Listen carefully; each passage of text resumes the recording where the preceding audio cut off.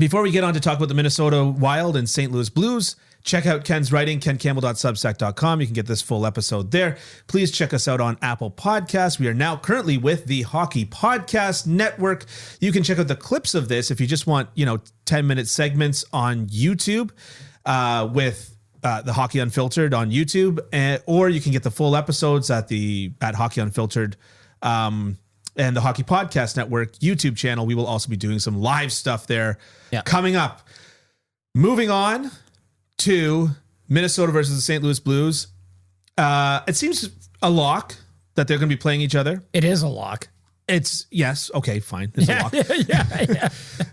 It's the only one right now. I did the classic Canadian thing, which is that I kind of like deprecated on something that was so obvious. But anyways, hey, I don't mean to tell you what's going on, but seems like this Minnesota Wild and St. Louis Blues, they're probably going to go at her, Yeah, they are probably. Is Edmonton, LA? That's not a lock. No, that's not a lock yet. No. What are you expecting from this matchup? Wait a minute. Edmonton, LA might be a lock at this point. I'm just checking the standings because Vegas can't catch LA. Yeah, I think Edmonton, LA is going to be interesting with McDavid, Draisaitl, two of the best offensive centers in the game, going against Kopitar, Danault, two of the best defensive centers in the game. Actually, Edmonton, LA is a lock, I believe. Okay.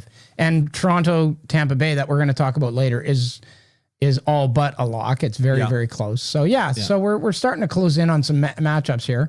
But St. Louis and Minnesota, that's a lock, stock, and barrel lock. Yeah. And it's two teams that, wow, talk about evenly matched. Yeah, you think so? Oh, yeah. Well, same number of points. Yeah. They're separated by 4 in goals for. Yeah. They both lost last night. They were both on heaters going in, and they both lost last night. I think this is going to be a very, very intriguing series.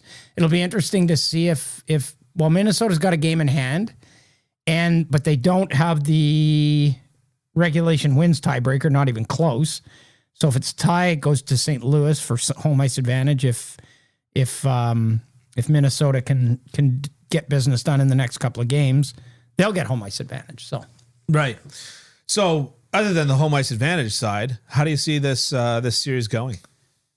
It'll be really interesting, I think. I mean, they played only 3 times this year, which I find weird. Yeah, we both went through that a couple of times. I went through the schedule like 5 times, and I only saw that they played 3 times. Yeah. And one of them was an outdoor game, so that's not even really a home game for anybody. Right. You know what I mean? That's so one of them was an outdoor game, and they played twice in April, mid-April. Minnesota, St. Louis has won all 3 games. Yep. They won the outdoor game 6-4, and then the 2 that they won in April were overtime wins. Mm-hmm. So really, really evenly matched.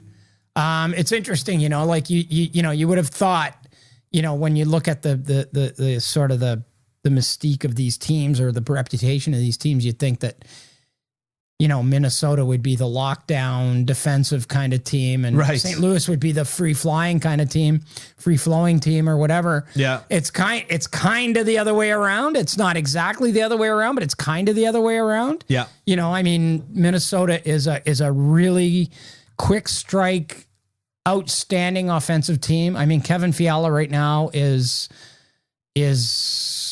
on fire. They've got a game breaker in Kirill Kaprizov. Yeah. I think basically what it'll come down to is goaltending, and I think Minnesota has the edge.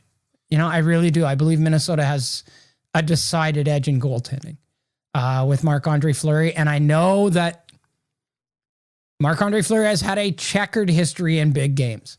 Yeah, he really has. He's been very, very good. Yeah. He made a save in late in Game 7 of the 2009 Stanley Cup Final on Nicholas Lidstrom that won the Stanley Cup for the Pittsburgh Penguins. He's also turned over the puck against Montreal and lost a series. Yeah. So he's got a checkered past, but I really do believe that it's going to come down to that. Him and Brizgalov's series was like next shot wins. Yeah, exactly. Yeah. But I really think it's going to come down to that, and I really think that the Minnesota Wild have the edge. I don't think St. Louis's goaltending is great. Yeah. And yeah, I just think it's going to come down to that. And I think Minnesota would probably have the edge. So here's the thing. St. Louis is walking into this as a very balanced, very two-way team. Yeah. Minnesota's walking into this as all offensive. Right. Right. And now the old adage goes, it's a football saying, but we use it in hockey sometimes. Offense wins games, defense wins championships. Right. Right. Right. But by their advanced metrics, St. Louis is not very good defensively. Okay.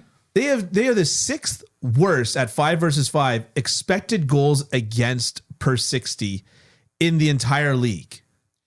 I believe you. Right. I don't understand you, but I believe you. I get it. Right. And then they're the 15th worst, so middle of the pack, actual goals against per 60 in the entire league. Right. But the thing, so to put this in the context here, Minnesota's letting in 2.5 goals against per 60 right now. How much of that is goaltending? Sorry, St. Louis is letting in 2.5 goals per 60. Minnesota's letting in 2.3 goals against per 60. Okay. So Minnesota is actually playing defensively significantly better, both by the expected goals against and the actual goals against, than St. Louis is. Okay. It kind of blows the narrative a little bit out of the water, at least calls it into question. In terms of goaltending, Ville Husso's playing fine. Yeah. Right? I could look at their team save percentages, and at which point you've got the St. Louis Blues have a team save percentage of 0.92, and the Minnesota Wild have a worse team save percentage. Yeah. They're